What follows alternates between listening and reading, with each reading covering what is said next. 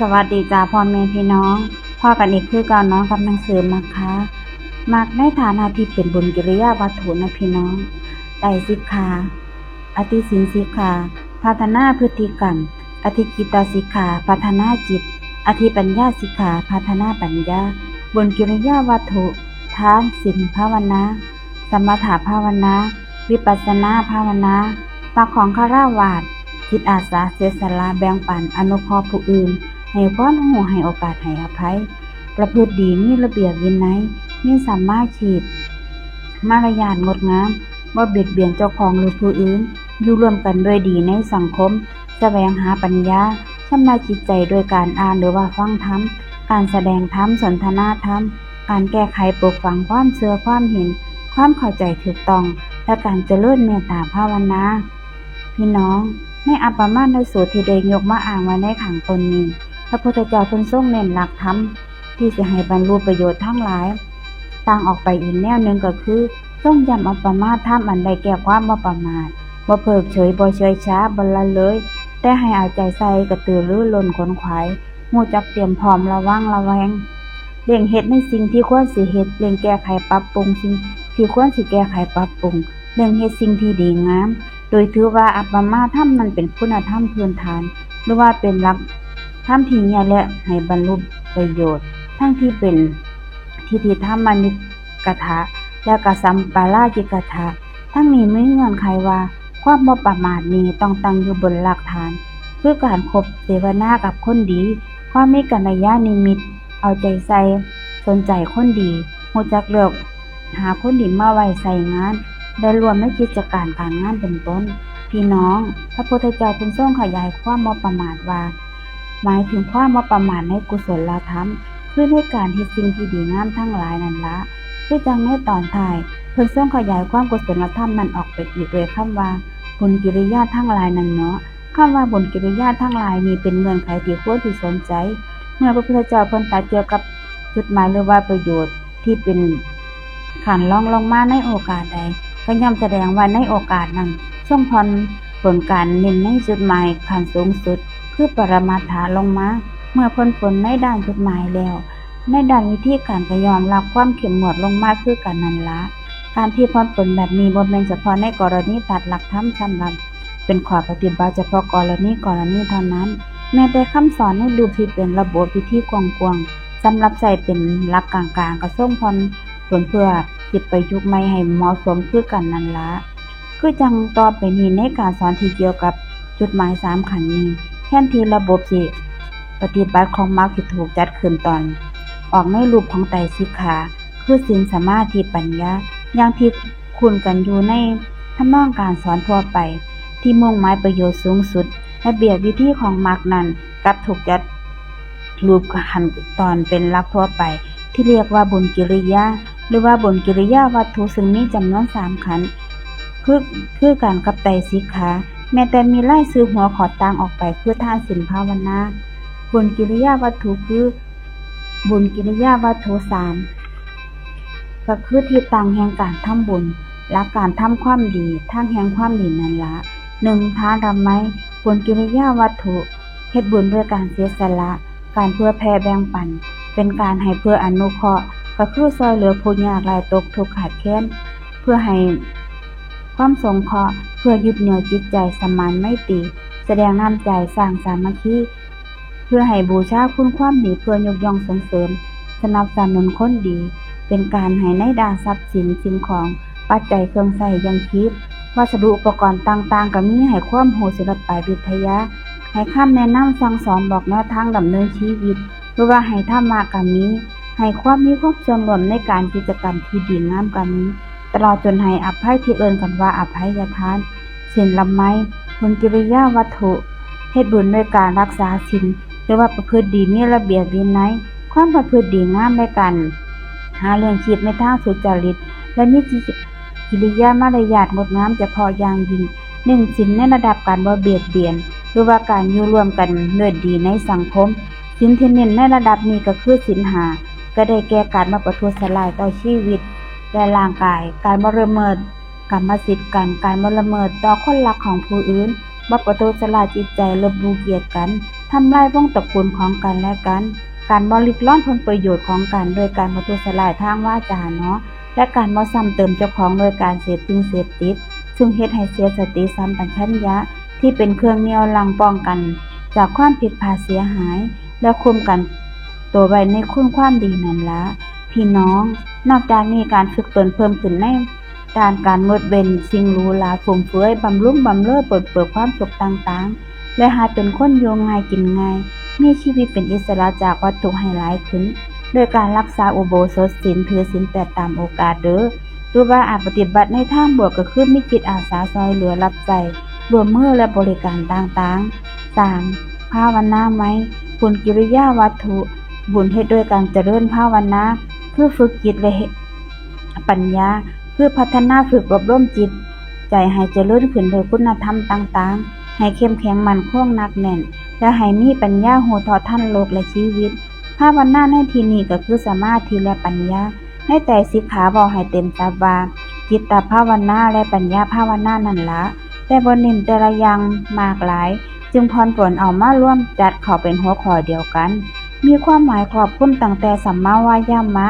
ที่ให้เพียรละกิเลสเพื่ออบรมปลูกฝังกุศลธรรมในหมวดสมาธิเนาะจนถึงการมีสัมมาทิฏฐิและความดำริชอบในหมวดปัญญาโดยเน้นเมตตาภาวนาอันเป็นที่มาของความสุขทั้งในเจ้าของและในสังคมนั่นละ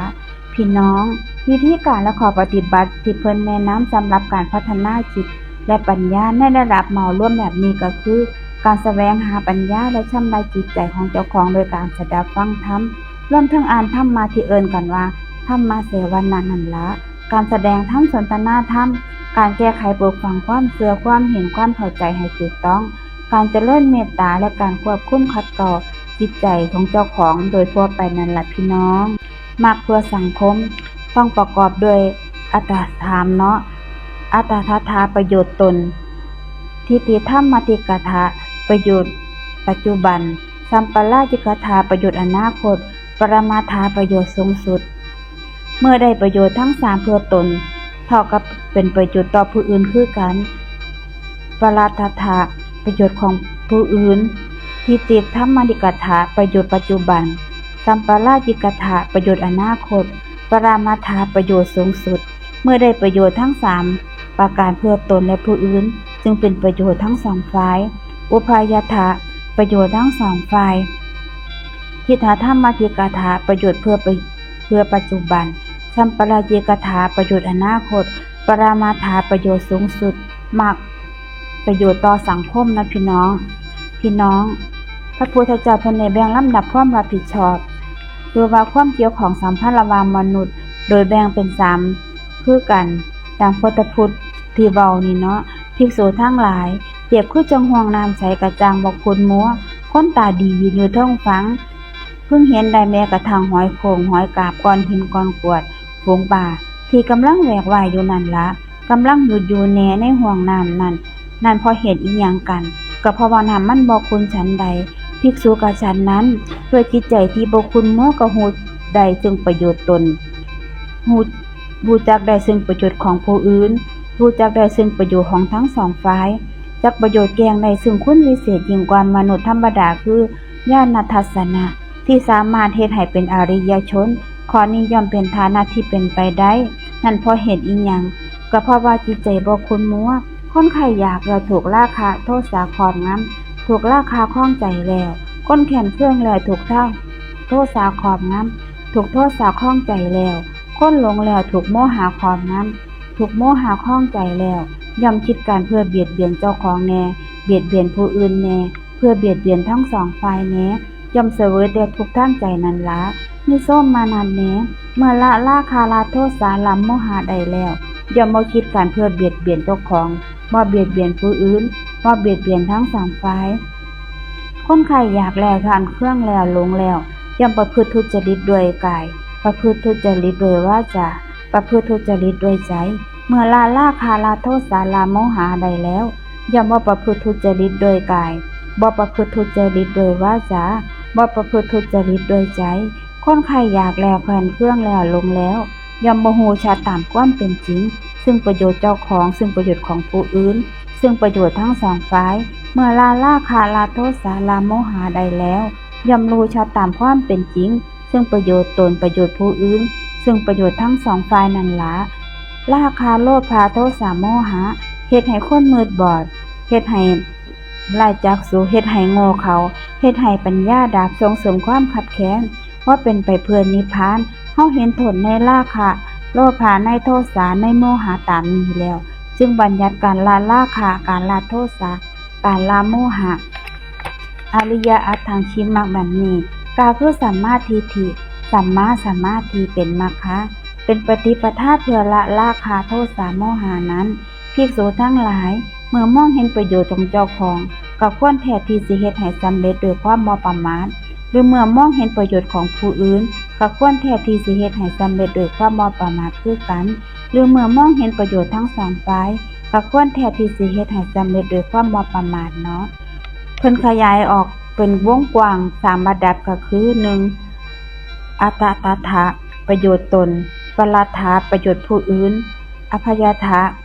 ประโยชน์ของทั้งสองฝ่ายประโยชน์ที่มุ่งต่อสังคมพวกนี้ก็คือ 1. ทิฏฐิธรรมนิกถะประโยชน์บัดนี้หรือว่าท่านตาเห็น 2. สัมปรายิกถะประโยชน์เบื้องหน้าและ 3. ปรมัตถะประโยชน์อย่างยิ่งหรือจุดหมายสูงสุดนั่นเองพี่น้องพรหมจรรย์หรือว่าจริยธรรมคือแนวทางดำเนินชีวิตอิงสัจธรรมเพื่อบรรลุประโยชน์ที่พึงมุ่งหมายของชีวิตและสร้างสรรค์สภาพชีวิตสภาพสังคมที่เกื้อกูลการบรรลุจุดหมายนั่นเองเนาะจากมรรคสู่ไตรสิกขาระบบการศึกษาสร้างอารยชนเนาะมรรค8สัมมาวาจาสัมมากัมมันตะสัมมาอาชีวะสัมมาวายามะ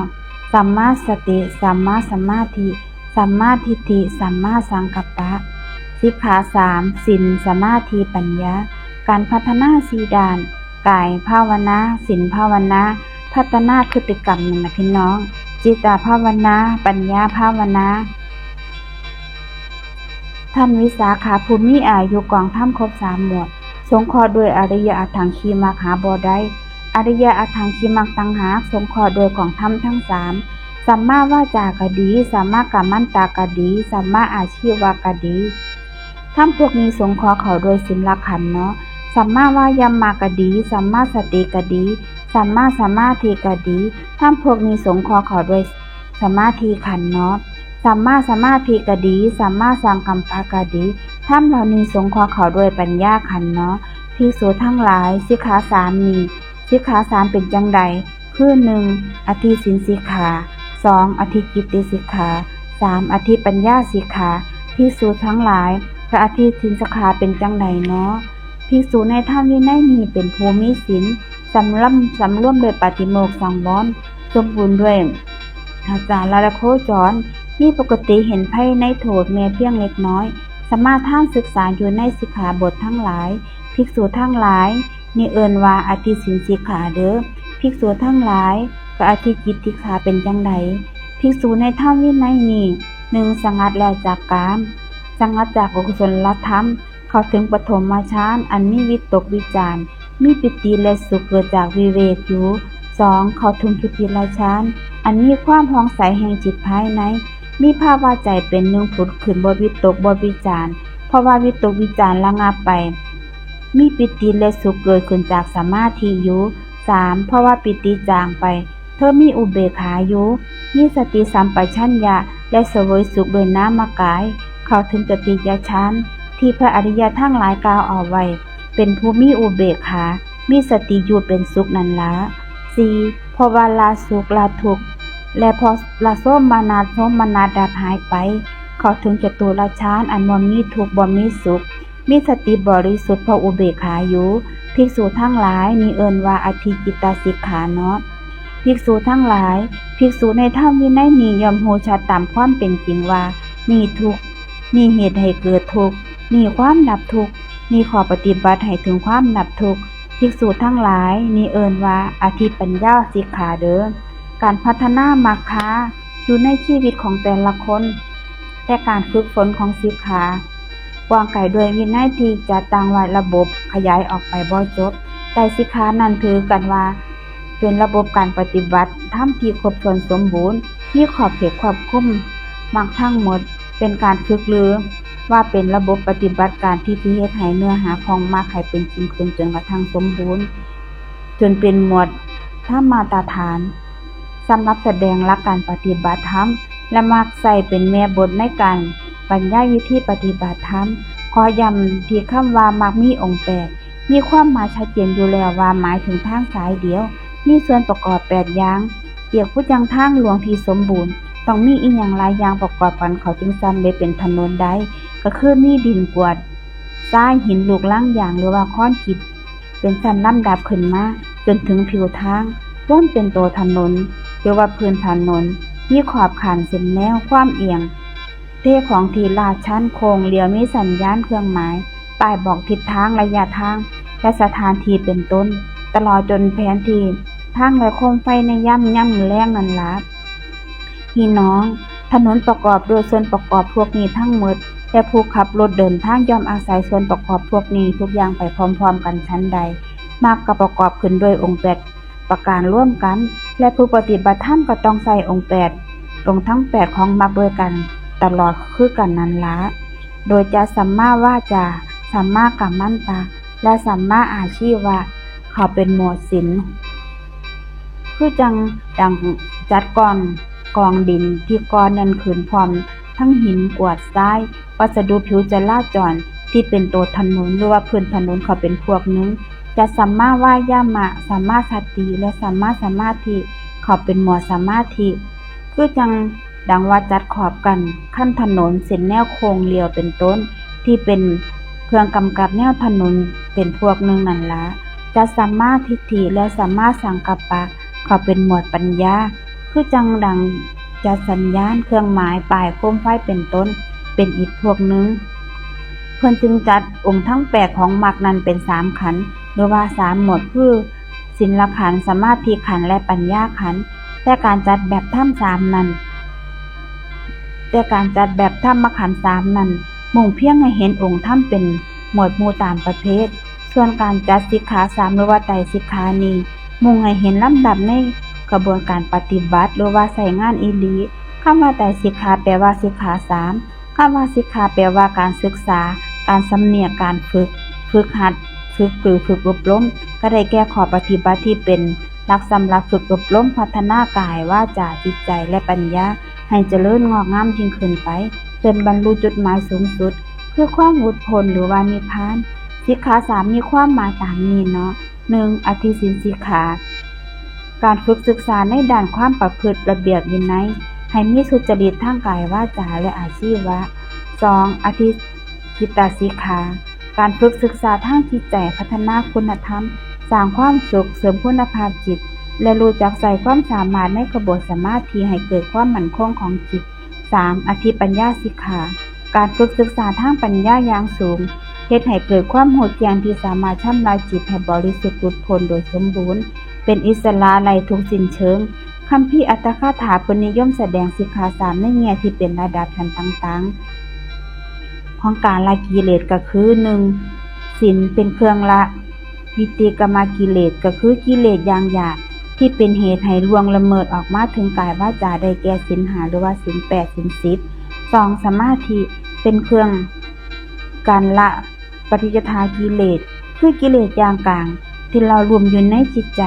ซึ่งบางคนระบุว่าได้แก่นิวรณ์5 3. ปัญญา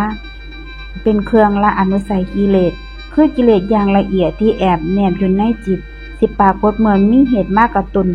ก็ได้แก่ 1. กามราคะความอยากได้ติดใจในกามคุณคือรูปเสียงกลิ่นรสสัมผัสที่น่าพอใจนั่นละ 2. ปฏิฆะความขัดเคืองใจคือโทสะ 3. ทิฏฐิความเห็นผิดจากความเป็นจริง